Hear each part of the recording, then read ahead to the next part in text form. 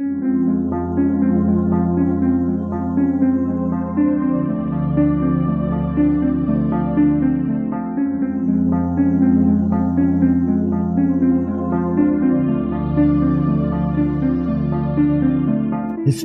tells the story of the world and of our lives. Sometimes that history goes bump in the night.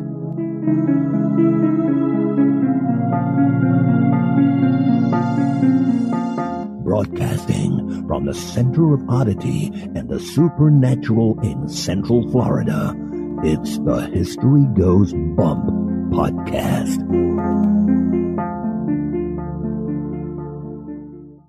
Hello, you spooktacular people. Welcome to this 257th episode of the History Goes Bump podcast, Ghost Tours for the Theater of the Mind. I am your host, Diane. On this episode, I'm bringing you Waverly Hills Sanatorium. So many of you throughout the last 3.5 years have requested this location. And I've always put it on the back burner because it's been so overdone that I wanted to do things that hadn't been done a lot. But now I have been to Waverly Hills Sanatorium, and so I am ready to share the history and hauntings of this fabulous location with you. And yes, definitely had some experiences there I am looking forward to sharing with you. And I think I caught a couple of EVP, which I will play for you and see if you hear the same things I did. The reason why I was at Waverly Hills Sanatorium is that I was part of a live show that I did with Hillbilly Horror Stories and Pleasing Terrors in Louisville, Kentucky. And we thought, well, if we're here, we might as well go hit up a haunted location. So a bunch of the people that came to the live show came over to Waverly Hills and did the tour there as well. We had from the Spooktacular crew, Tammy and Brian, Quinn and her boyfriend Matthew, Kristen and her husband, Heather, Rachel, Tiffany, Deanne, Kimberly, and I believe it was her husband as well, Matt, who unfortunately wasn't able to get on the tour with us. He was on the second tour, but he was at the show, Annie and her daughter, Maggie and her husband Joe, and Melody and her friend. So it was so cool to have so many people there. And actually, there were 15 of us that did the Louisville Ghost Tour on Friday night before the live show. So just a great, fun weekend hanging out with the Spooktacular crew and doing haunted stuff. Now, before I get into sharing all of that with you, I would like to welcome into the Spooktacular crew Katniss, Cheryl Lynn, and we have a Cheryl P as well. So welcome to both you Cheryls. Melissa, Senny, Aaron with an E, and Erica with a C. Welcome. And now, this moment in Oddity.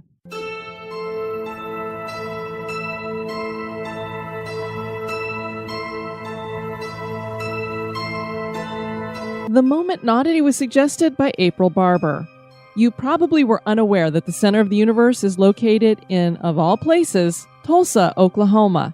One just follows the brick path that leads to the railroad tracks at the corner of West Archer Street and North Boston Avenue, just northwest of the Oklahoma Jazz Hall of Fame. There one finds a marker indicating that the center of the universe has been discovered. And what proves that this spot is the center of the universe? A very weird and mysterious acoustic phenomenon. This phenomenon is that when one stands in the center of the circle and calls out, they will discover their voice echoing back at them like a private amplified echo chamber. And even stranger, the sound is echoed back much louder. For people standing outside the circle, they hear a very distorted voice or nothing at all. Legend claims that even a foghorn could be going off in the center of the circle and nobody would hear it outside the circle. Studies have been unable to prove what is causing the weird anomaly, and that certainly is odd.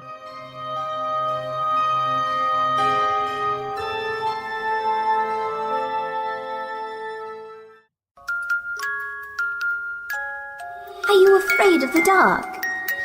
That's just silly. What you should be afraid of is the thing that watches you sleep. And now, this month in history.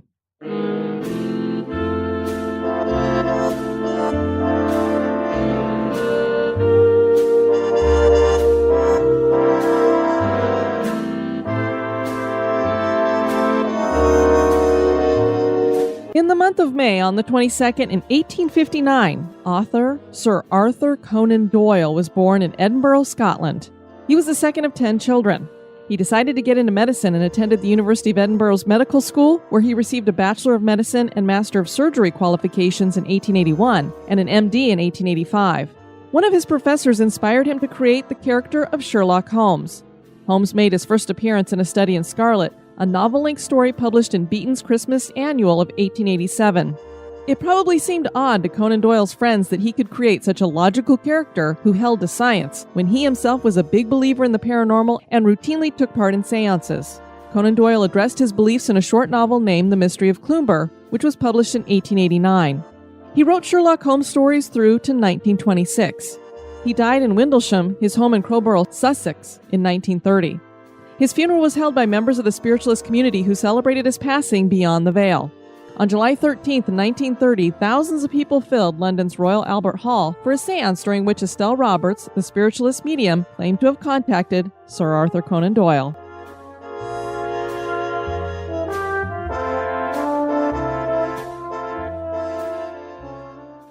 Now I'm going to play a little promo for the Modern Love Conference, which is going to be in New Orleans in August. Would love to have you guys join me there. I'm going to be on a couple of panels, Women in Podcasting and a Paranormal one. We're definitely going to be planning a vampire tour. So come on down. It gives you a good reason to come to New Orleans. You can meet a whole bunch of the independent podcasters that you love and hang out and do some creepy stuff too. Your discount code for History Goes Bump is BUMP. Bump. You put that in when you get your tickets, you'll get 10% off. Hi, I'm Dina Marie, the host of the Twisted Philly podcast, and I've got a question for you. Do you love podcasts? Because I sure do. And that's why the podcast community, Podcast We Listen To, is hosting their very first podcast convention for listeners. It's called Modern Love. The Modern Love Convention is for listeners by listeners. It's for all of us, and it includes podcasts from every genre you could imagine, including comedy, movies and TV, pop culture, paranormal, history, health and fitness, true crime, and so many more. Our first convention is August 10th, 11th, and 12th, 2018, in one of the coolest cities in the country, New Orleans, Louisiana. And it's being held at the Intercontinental Hotel, which is a premier French Quarter hotel. The location is amazing. And the room rate can't be beat either. It's only $129 a night. Tickets are on sale on the website at www.podern.love. That's www.podern.love. There are over 40 independent podcasts already lined up to present at Modern Love, and we'll be adding more before the convention. Plus, featured podcasters have discount codes, so you can get a discount on your tickets. Be sure to follow Modern Love on Twitter and Facebook for the latest convention updates, news, information about new shows that are joining, and links to a dedicated website just for Modern Love attendees to book their hotel room. We can't wait to see you this August in New Orleans. Tuberculosis was a horrible disease in which people had to watch their loved ones literally waste away before their eyes. For this reason, it was commonly referred to as consumption, because it was as if there was something eating these people up from the inside out.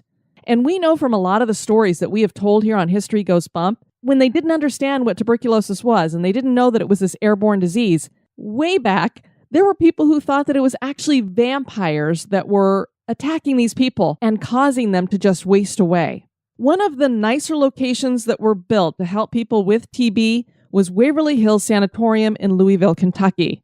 A group of us visited and toured this historical hospital where so many people met their final end at the hands of that dreaded disease, which was known widely as the White Plague. For this reason, the sanatorium is famously known to be very haunted.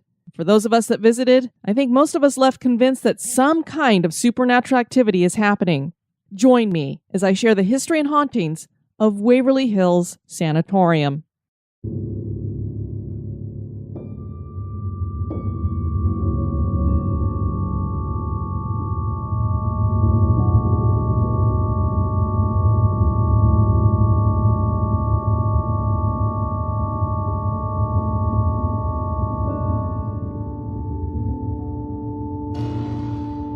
Waverly Hills Sanatorium looms large when first approached. You wind back through this back area, you go past a really nice looking golf course, you see you're going into a neighborhood area, and then you go up into this wooded area and you're at the bottom and you can kind of see Waverly Hills standing up on top of the hill. It's behind this gate. When you arrive at the gate, an employee comes down and instructs everyone to drive up the hill to a parking lot.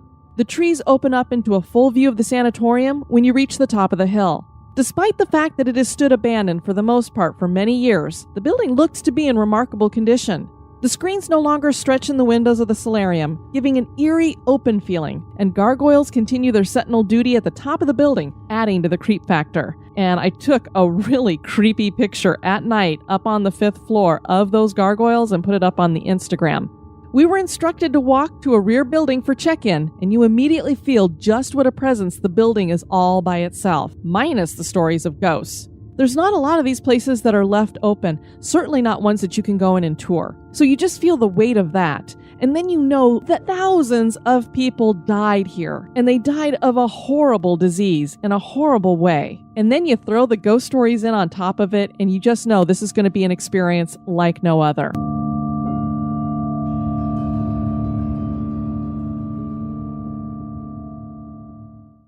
Waverly Hills sits on a spot where a school once stood. Major Thomas H. Hayes had bought the land in 1883 with the goal of building a school for his daughters to attend. That school was just a one-room schoolhouse that was located on Pages Lane. Lizzie Lee Harris was hired to be the teacher, and she named the school Waverly School after some novels named Waverly novels. They happened to be her favorite, sounded like a good name, so why not? Major Hayes followed suit and named the property Waverly Hill. And they spelled all of this L-E-Y, but you will notice that today Waverly does not have L-E-Y, it's just L-Y. The Board of Tuberculosis Hospital kept the name after purchasing the land and opening the sanatorium. The original sanatorium that they built was not the large structure that stands today. The first was a frame building with a hipped roof and only had 2 stories. It could accommodate around 40 to 50 patients. The climate of Jefferson County, which was near the Ohio River, was a perfect breeding ground for tuberculosis. It was wet, cold, damp. That being the case, because it was so conducive to the spread of TB, by the early 1900s, the county was hit very hard. The original hospital was ill-equipped to handle the amount of patients that would be flooding in. Obviously, if it could only accommodate 50, it needed to accommodate hundreds. The city of Louisville started to plan a new hospital in 1911. They had no intention of including admission of people suffering from pulmonary tuberculosis. So the city said, well, we'll make another hospital for all these sick people, but if you have pulmonary tuberculosis, you're not allowed to come in. Way too contagious. The Board of Tuberculosis Hospital was given $25,000 to erect a new hospital for the care of advanced cases of pulmonary tuberculosis. In order to start the building, the patients from the city hospital had to be moved to tents set up on the grounds at Waverly Hills. The new pavilion was finished in 1912 and could care for another 40 patients. A children's pavilion was added as well for both sick kids and the children of patients. The plan for Waverly was to continue adding buildings, and it eventually became like many other TB properties that we've talked about here on History Goes Bump. These properties were very self-sufficient mini-cities unto themselves. Anybody who worked there lived there. The patients would grow their own food, they would raise their own animals. It was a way to just keep them away from the general public so that they wouldn't make other people sick. They had water treatment facilities, their own post offices, you name it, it was there. Eventually, though, there was a desire to build a larger structure, and that is the building that still exists today. Construction on this began in March of 1924. This is a brick 5-story Gothic-styled building. It was designed by architect James J. Gaffney. The sanatorium would be able to house up to 400 patients comfortably. It was designed to provide a variety of treatments and was considered state-of-the-art at the time, despite the fact that many of the treatments they used for TB we would consider barbaric today. And this was not a cheap place to stay, so that's why they didn't have to have room for thousands and thousands of patients, because not a whole lot of people could afford to stay here. The facility officially opened on October 17, 1926. One of the treatments offered at Waverly Hills was time out on the solarium. These were large patio areas on the outside of each floor where patients would sit for hours to take in the fresh air and enjoy the peace of the wooded area that surrounded the sanatorium. Since they didn't know what really caused the disease, they thought, well, if we give people plenty of fresh air, that's going to help them get better. And while I'm sure it did make them feel better for a time, we all know fresh air is not going to cure what is wrong with you when you are sick with something like tuberculosis. Patients would be outside in these solariums for hours at a time, sometimes up to 13 hours a day. So you're thinking, what would they be doing out there? Obviously, some would read books, but they also had a system set up there which was kind of ingenious and very innovative for the time. Patients could listen to music or the radio station that broadcasted from within Waverly Hills out there. And our tour guide, who was Chelsea, said it was like the first iPod where they could kind of choose what they wanted to listen to. They each had their own headset, so they would just plug into this little area on the wall. Now, they were taken out to the solarium irregardless of what the weather was doing outside. They didn't just go out there in the summer. They were out there in the winter, too. And as you all probably know, Louisville does occasionally get snow. There are historic pictures showing patients out on the solarium covered in snow. In order to help keep the patients warm, they were placed under electric blankets. And this is one of the first places where they used electric blankets. I don't know how well that helps if you've got snow on top of you, but hey, at least they gave them electric blankets. Another treatment was time in the sunroom, which was a room with heat lamps that were to provide a feeling as though being in the sun, because they thought sun and the air would help to cure you. There were also these other rooms that were across from the sunrooms, or some of the patients' rooms that opened up into the solarium. These were tomb-like rooms, much smaller. They had one window kind of looking out to the outside, but there was no way to get outside. And these were rooms where people were taken to die.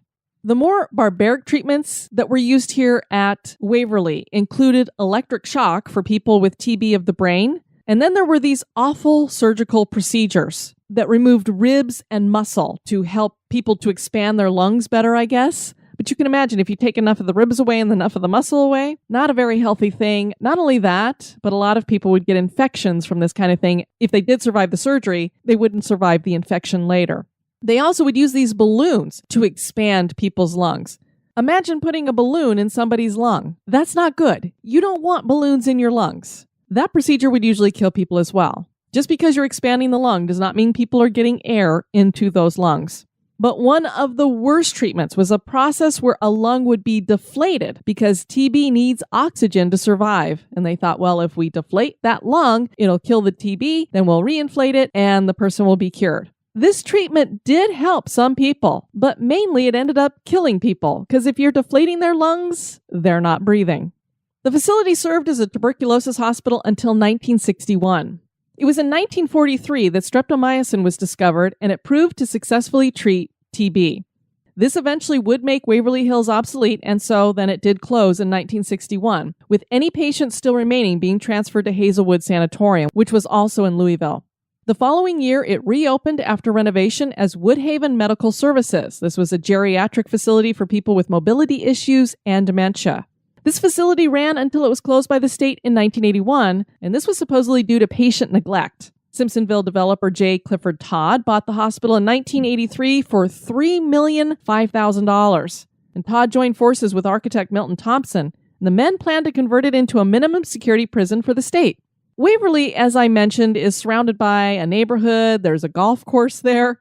Obviously, these people were not about to allow a minimum security prison in their backyard. So the men switched to a plan to build apartments, but that fell through as well.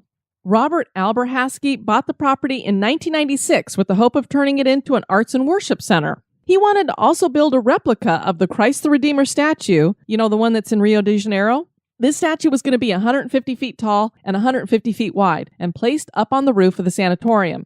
He was going to get the money for this through donations, but that fell through and the project was canceled the following year.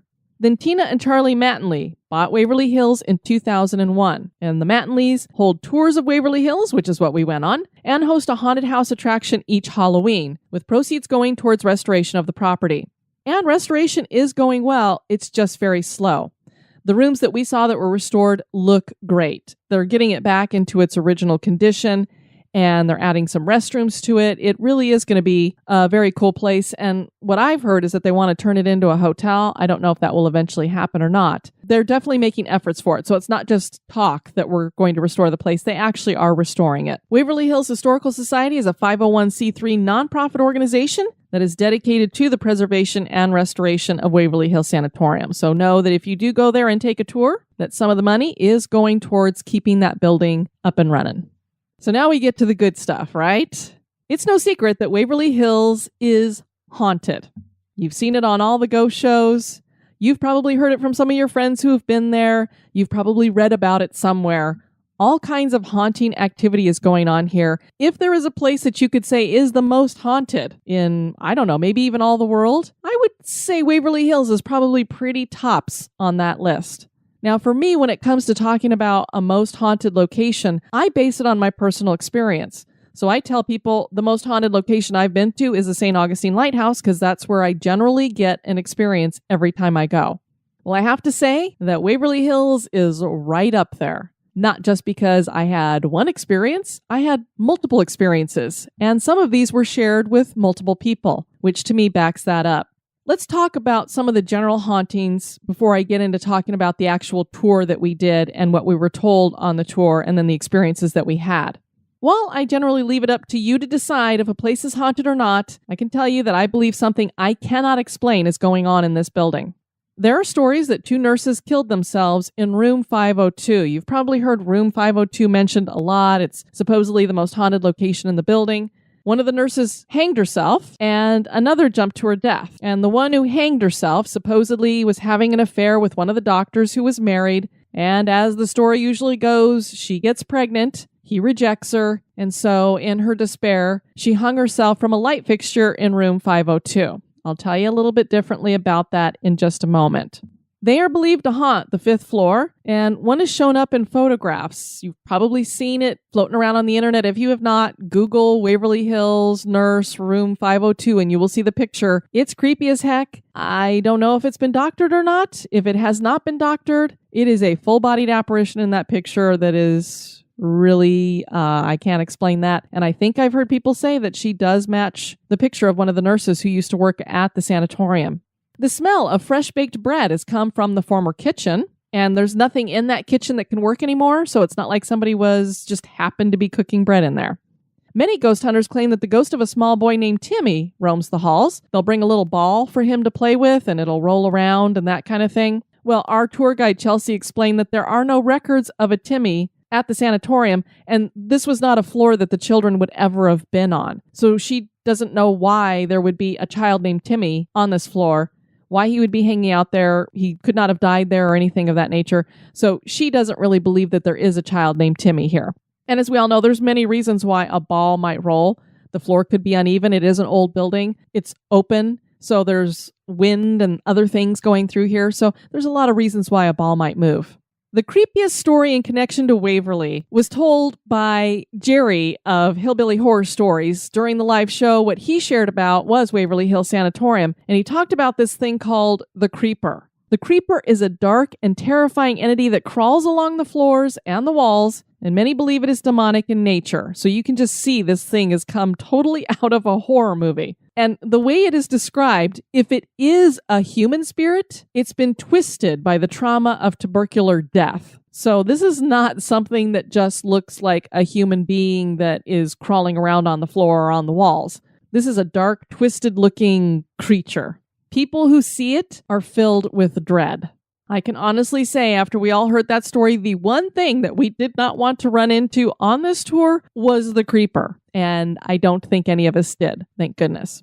The Cult of Weird website reported the following experience. As we continued our conversation, I began to notice a small orb-shaped pinpoint of light moving across the 2nd floor solarium. It was the size of a firefly, but a blue-white color, and it would disappear only to reappear with perfect timing in every other window. My companion asked if I could see a blue light. I said that I could. We watched as it traveled the entire length of the west side of the building, heading east. At first it appeared as if it was inside the building, but as it progressed, it moved up above the solarium windows in front of the exterior brick. When this happened, it became 2 separate identical points of light, spaced so closely they almost touched each other. When the light neared a bend in the building, the sanatorium is roughly question mark shaped, we lost sight of it. The light traveled roughly 350 feet in approximately 10 seconds.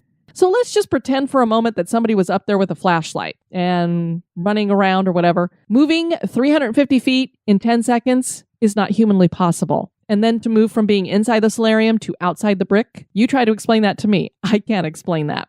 So we started our tour, and what they do is they have 50 people that do 2 separate tours. The first one was at 7:30, and I believe the second one was at 9:30. Dina of the Twisted Philly podcast, Jeremy of Podcasts We Listen To were on the second tour, along with Matt, who designed our Haunted Mansion shirts that we have in the Emporium. And then what they do is they have these 2 separate tours, and then they split the 50 into 2 groups of 25. So we made sure we had the Spooktacular crew all on ours. Jerry and Tracy were going at the same time as us, so they were with the one group of 25, and then Mike Brown of Pleasing Terrors and myself were a part of the other group of 25, which included a lot of the Spooktacular crew. Our tour started at the Body Chute. For those of you who've watched any of the shows about Waverly Hills, this is probably the most well-known location there, the Body Chute.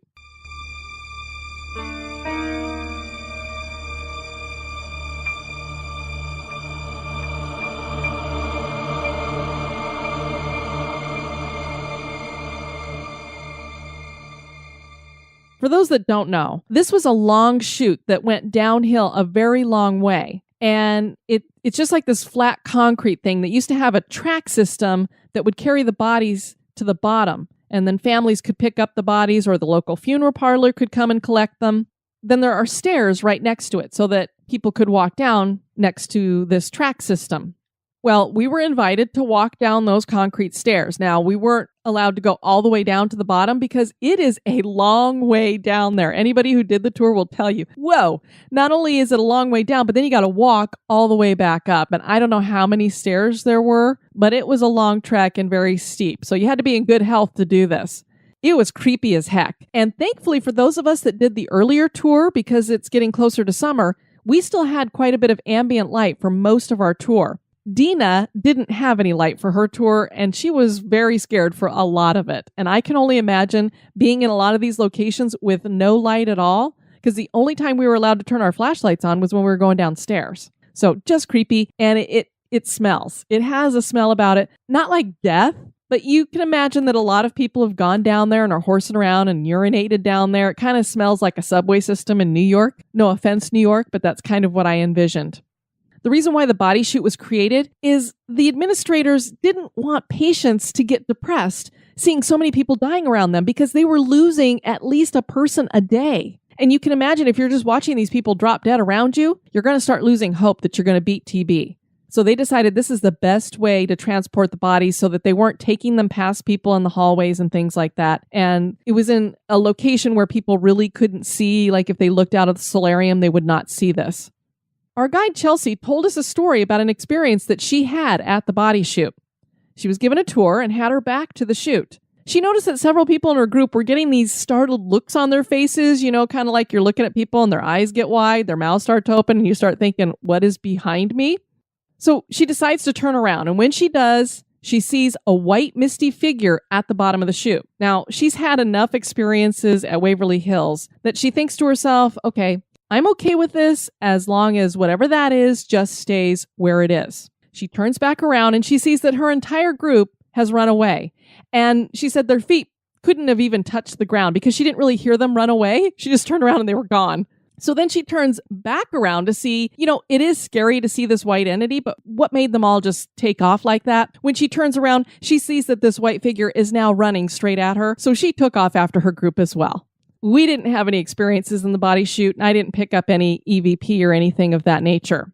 We spent some time in the refrigeration room. This is where they kept the meats, fruits, and vegetables. Part of it was actual refrigerators, and the rest of it was kind of a dry storage area where it would keep things from rotting. Chelsea asked for a volunteer, and one of our Spooktacular crew, this was Quinn's boyfriend Matthew, volunteered. Chelsea said, "Hi, kids," and explained that she was going to ask the children who used to play hide and seek in the refrigeration system if it would be okay for Matthew to enter one of the units. So she's going to shut him up inside one of the refrigeration units. I was like, Matthew, you're crazy. She also told Matthew that he needed to ask for permission. So before he went inside, he asked the kids if he could go inside. Chelsea goes through this process ever since one of the people she put in the unit on a previous tour told her that the children had said that they needed to be asked for permission for someone to enter. And they described to her that they were seeing the children. I don't know if this person was a medium or if they were just sensitive or if they actually saw these full-bodied apparitions. They said the children were inside the unit with this person and said, "You didn't ask permission to come in here. You need to ask permission to come in here." So he tells Chelsea that through the door. He goes, "Chelsea, the kids are putting their hands up on the door." So Chelsea put her hand up on the door as well and apologized to them and said, from now on, I will ask permission. And so she's always done it from that time. So then she shuts Matthew up inside the unit. After she does that, she explains to us that sometimes they weren't able to get the bodies out of Waverly quickly enough. So they were going to have to store them, and so they'd have to put them in the refrigerator. So they would have to move the vegetables and the meat out and put the bodies in. Now, she said the kids didn't ever play hide and seek in there when the bodies were in there, but how does she know? People who are closed up in the unit routinely feel their hair being pulled or their shirts being tugged upon. And then Chelsea played an EVP that a guest had recorded on their phone, and you can hear the guest say, "Ready or not?" And then a child's voice responds, "Here I come." It was very creepy to hear that. It was clear as day, no doubt about it. There was definitely a child calling out. And it wasn't like there was a child in the group that was saying it. It had this unearthly tone to it. I think you guys know, if you've heard an EVP, it has this unearthly tone to it. You could just tell that it's not on the same wavelength as our vocalizations. Now, anytime you have a large group, especially in a place like this, you usually have a person that you call the caboose, and it's another tour guide who is making sure that everybody stays with the group, that nobody gets lost or wanders off on their own. And this is certainly not a building that you want people to be doing that, because it's really not safe. I cannot remember the name of the guy who was our caboose, even though I spent quite a bit of the evening talking to him. I hung out with him a lot. He told me a story about an experience that he had on the 4th floor. A group had arrived in a chauffeur-driven van, and the driver decided to join the tour. So he was hanging out with a guy who was doing the caboose thing. They were bringing up the rear. And as everybody was getting ready to leave the 4th floor, both of these men distinctly heard the sound of dance music floating up the hall. Now, there's no electricity in this building, so there's no way that music could be playing like that. And it wasn't like it was coming from somebody's phone who was ahead of them. It was coming from the rear. And so they knew that it was something unearthly. Then they could also hear the sound of feet dancing on the floor. The former cafeteria of Waverly is haunted by the ghosts of a little boy and a girl, and there's also a resident ghost cat here. People feel it rubbing up against their ankles. There was a chapel at Waverly for services, and they also used to do arts and crafts in this room. On one particular night, outside one of the windows, an apparition appeared in a picture. 2 women went up and wanted to get their picture, I guess, against the window. And so somebody took the picture, and when they looked back at the camera, between both of these women, there was another female head, and it was clearly on the other side of the glass. It was kind of above them, and when you walked over to these windows, you could see that it was just a sheer drop down. So there was no ledge or anything for anybody to be standing on to have been in this picture. And the picture, that was creepy as all get out as well. Did not look like a regular girl. Let me just put it that way. Now, while we were on the 3rd floor, we went out onto the solarium. And you really get a feel for what it was like for people to be out here. There used to be screens in the windows. Of course, those screens are long gone. So you have to be kind of careful because you don't want to go, whoa, flying off of the building. We went inside Lois's room and said hi to her. Chelsea told us her story. She shared a photo of Lois, who had passed away in the room at the age of 28 from TB.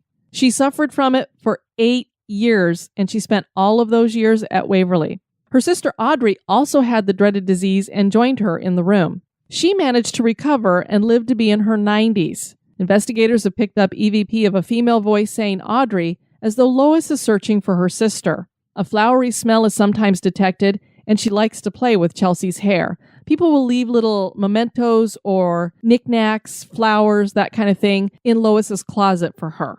We then went to an area where there had been an elevator shaft. A homeless man and his dog were thrown down to the bottom of this shaft, and reports claim that it had been a ritualistic murder. The homeless man had lived in the building for quite some time, and he was very protective of it. So he would walk the floors and just make sure that everything was okay. And these thugs came in one night, and whatever they did to him, they were underage. So Chelsea could not tell us the full story about it or any names or anything. Whatever they did, it was obviously heinous because this poor homeless man, what did he ever do to them? And then to kill a dog too. This is where I had my first paranormal experience of the evening, and it was shared by the whole group. I clearly heard a dog whimper while Chelsea was telling us the story. Now, when I first hear this, I'm thinking to myself, okay, she's talking about a dog. That's quite suggestive. So, maybe I'm just in my mind hearing a dog whimper because she's talking about a dog. Well, Chelsea asked if we all had heard a dog whimper, and everybody said yes. So I'm like, okay, the whole group of us have heard a dog whimper, so I obviously was not imagining it. That had to be it. And what was cool about this is I will occasionally pick things up on EVP like this that you may or may not hear when you listen back to it later, but this was audible. It was as if the dog was really there. It was that loud. If your dog was in the room with you and whimpered, that's what this sounded like. Then a little bit later, there was another whimper that was followed by a slamming door. And at first, it sounded kind of like the whimper sounded more like a squeak, and then the door was closing. So it was almost like the door was making a squeaking noise as it closed.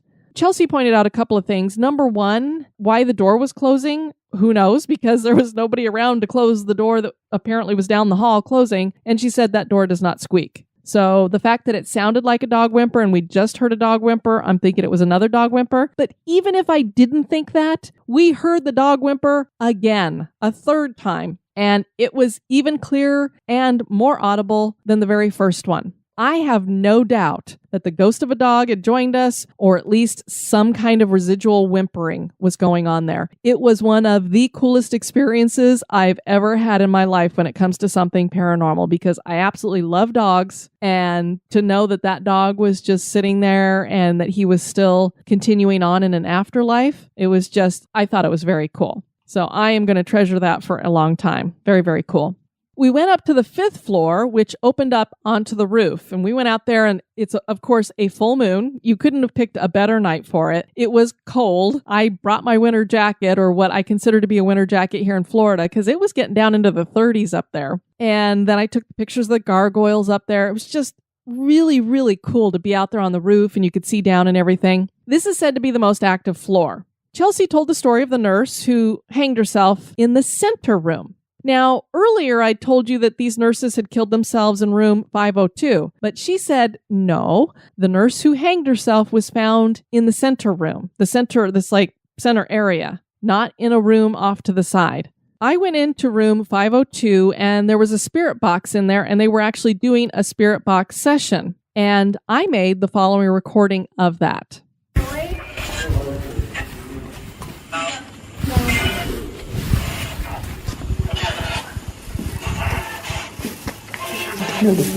How many of you are here right now? 2. Said 2? Yeah. Not 2. That was 2 different voices. Yeah, 2 voices. Is it okay if my guests all say hello to you? Cool. All right, guys, go ahead and say hello. Hello. Do you like meeting new people?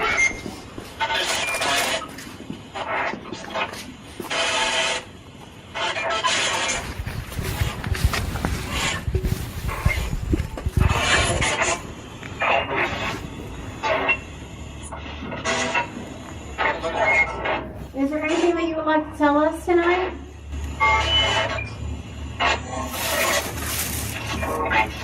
Leave. Okay, we're done. Okay. Thank you for talking to us. Hold us to leave. Before I made this recording, what had happened is I was recording the tour because I like to do that so I can go back and listen to get all the facts and to remember the stories, because you get so much information on these tours that it's hard to remember everything. Well, I also was worried about having my battery die, and I didn't want to lose because I had taped all of the live show talks that we had given, and I didn't want to lose any of that because the battery died or anything like that. So I was trying to conserve my battery, so I only recorded half of the tour. I literally turned it off right before we had the dog experience, which I'm so bummed about because I know if I can pick up an EVP, I'm definitely going to pick up the dog whimpering. So I am so bummed that I did not get that on tape. So I did not have it on during this part, but they set us loose to do our own little investigating if we wanted to walk around with our flashlights. So I pulled out my recorder and I decided that I was going to go ahead and see if I could pick up any EVP. I use an H1 zoom. And in order for this to work, you have to pull down and hold a switch to turn it on. It's not just a little push button or just a quick little click thing. You have to hold it down for it to turn on. And you usually have to hold it for about 5 seconds. I did this, and then there's a little display that lights up on the front of it, and then you can push the record button and a little red light will come on to let you know that you're recording. So I push the record button, and I don't see the red light come on. Now I'm in the dark, so I'm like, okay, well, what happened? And so I try to push the record button again, and I'm getting no little red light. So I turn on my flashlight. I look at the display. There's nothing on the display. I'm like, what the hell? Obviously, the recorder turned itself off. Now, the way that you turn the recorder on is the same way you turn it off. You have to hold it down for about 5 seconds for it to turn itself off. So it doesn't just click off unless the battery dies. And I was thinking in my mind when I looked at the display, because I was worried about the battery, I thought it looked like it still had half of a battery. But I thought, well, if it turned itself off, the battery must be dead. Let me see if I can get it to turn on again. So I hold it down, display comes back on. I look at it very quickly. I've got my flashlight and everything too, so I can double check it. But, I looked on the lighted up part. Yeah, usually there's 4 bars. There were 2 bars in the battery, so it has half of a battery. Okay, the battery's fine. It must have been a fluke. I hit the record button. The little red light doesn't come on. I put my flashlight on it. The display is out. The recorder's turned itself off again. I'm like, okay, there must be something wrong with the battery. It may look like it has half of a charge, but there must be something wrong with it, and it's just not going to turn on. I tried a 3rd time. Hold it down. Display turns on. I hit the record button and boom, the red light comes on. Yay, it is finally recording. And that's what I used to record that spirit box session that you just heard, which tells you what? The recorder recorded for a period of time. I had it recording for 10 to 15 minutes. So if there was a problem with the battery, like it was going dead, and that's why the H1 zoom was not staying on, how did it record 10 to 15 minutes of stuff after that? So I have never had that issue. Whenever I've turned that thing on, it stays on and it records. I've never had a problem with it unless the battery is dead. So I don't know. And what's strange is usually when people have a spiritual experience when it comes to things turning off and on and batteries, it's that the battery gets drained. But my battery was clearly not drained because then it worked. I don't know what that was. Was it supernatural? Maybe. I just know that Dina had an experience up on that 5th floor that was pretty creepy that involved something. She shared it on her bonus cast, so if you're a supporter of Dina, you'll be able to hear about that.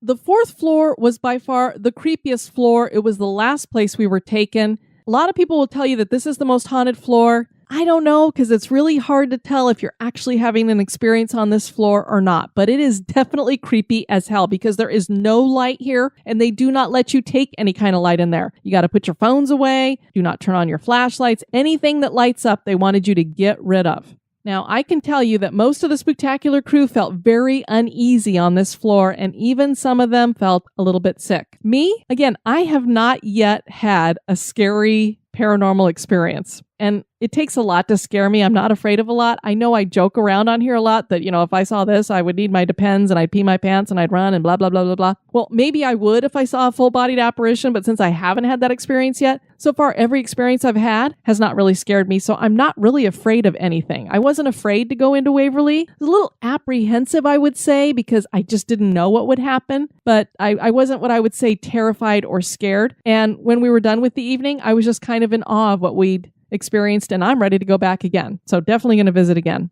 So before we go through the metal door that leads into the 4th floor, Chelsea told us that some teenagers were ransacking the place. They'd broken in with an axe, and somehow they'd gotten locked in past this door. And the security guard was walking around, and he hears this hollering. He goes and he opens up the door, and these kids are standing there holding an axe. They've been using the axe to try to get through the door, and the marks are still there on the door. And he's like, okay, first of all, what are you doing here? Because you're not supposed to be here. You're trespassing. And they were like, something locked us in here. Something out here in the hallway would not let us out. And he was like, okay, well, this door does not lock. So there's nobody here to lock the door. It's just me. And I didn't lock you in. Well, these kids were terrified. So the haunting that's going on this floor seems to be something that is unworldly. Something that may not necessarily be human. A lot of people got the feeling that it was demonic in nature. This is a place that is crawling, supposedly, with shadow figures. Chelsea instructed us on how to look down the hallway. They split us into 2 different groups. One went to one hallway, the other went to the other hallway so that you could see clearly all the way down. They asked for volunteers to walk down to the end of the hallway with their arms outstretched. And then we were supposed to look down at them and blink our eyes a lot and not focus on anything in particular, like not to keep looking in a certain doorway, because they said if you do that, then you will start to see things that are not necessarily there. Well, I was blinking a lot. I was looking around a lot. And I thought I saw two shadow figures. One looked to be about 3 feet tall in a doorway that was about 4 doors down from me. But again, it's dark with only a little bit of ambient light. You're blinking. I don't know what's playing tricks on my eyes. There's different things, pareidolia and things like that your eyes will finish things for you. Like if you start to see something, it'll finish patterns and things for you. So I wasn't sure if my eyes were just playing tricks on me. I was standing next to the guy who was the caboose and visiting with him, and he goes, well, I'm seeing something that looks about 3 feet tall in this doorway to the right. And I was thinking, okay, that's pretty specific, and that's exactly what I'm seeing. So I was like, maybe my eyes are not playing tricks on me. I don't know if that's really what I was seeing, but it was definitely something that was not, that there was nothing there that could cast a shadow, and it seemed like it was kind of moving in and out of the door a little bit. Then I'm looking over to the left side, and it looks like there's this, I'd almost call it the Hat Man, because it looked like it had a hat on, but not for sure. But it looked like this body that was kind of looming a little bit taller than a standard 6-foot person, leaning out of a doorway and then going back into it and then leaning back out the doorway towards the person who was standing at the end of the hallway. And I believe it was Matthew, Quinn's boyfriend again, who had volunteered to go down there. So to me, it looked like the shadow figure was kind of looming over him and then pulling back. The guy who was the caboose guy says, I see a shadow figure looming in and out of a door on the left side. And I was going, okay, that's what I'm seeing too. So were my eyes playing tricks on me? I don't know. I would not swear to you that I saw shadow figures, but I think I saw shadow figures. They didn't scare me. Again, it was another kind of, I felt a little bit of awe about it, but then I also was not totally sure that that's what I was seeing. And I wasn't getting any feelings from it. And it didn't look like it was trying to hurt Matthew. It didn't really bother me at all. All right. Well, I don't know if I managed to catch a couple of EVP here, but I'm going to go ahead and play them for you and see what you think. Whenever I'm listening to audio and an EVP or something that I think is an EVP pops up, it always it does something in my brain. It makes me stop for a minute and go, what was that? And both of these spots made me do that. So I pulled them out. See what you think. Here's the first one. And I'll play it again. And one more time. And here's the second one. I'll play it again. And one more time. So I don't know if you guys heard it, but it sounded kind of like a ghostly moan or something on both of those. Some kind of ethereal sound that I don't think anybody in our groups made. That's for you to decide. This was a great tour. Chelsea was great. I really enjoyed talking to the caboose guy. I don't know about the other tour guides that people went with, but I didn't hear any complaints about it. I know that Jerry and Tracy did both tours, so they got themselves Waverly Hills Sanatoriumed out, I would think. But it was just a fabulous time. I want to thank all of the listeners who came out to the live show to hang out with us and to listen with us, and then came to Waverly Hills with us, and then also participated in the Louisville ghost tour with me on Friday night. And then there were a handful of us that went to Mammoth Cave, which is about 2 hours south, on Sunday.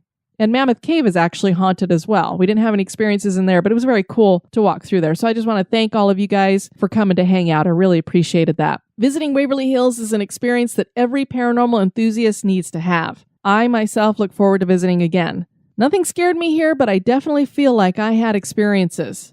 Are the former patients and staff still wandering the halls in the afterlife? Is Waverly Hills haunted? That is for you to decide. Want to encourage you guys to check out our website at historygoesbump.com. And if you want to send us some feedback, you can do that at historygoesbump@gmail.com. We did receive an email from Katniss. She said, "Hi, Diane.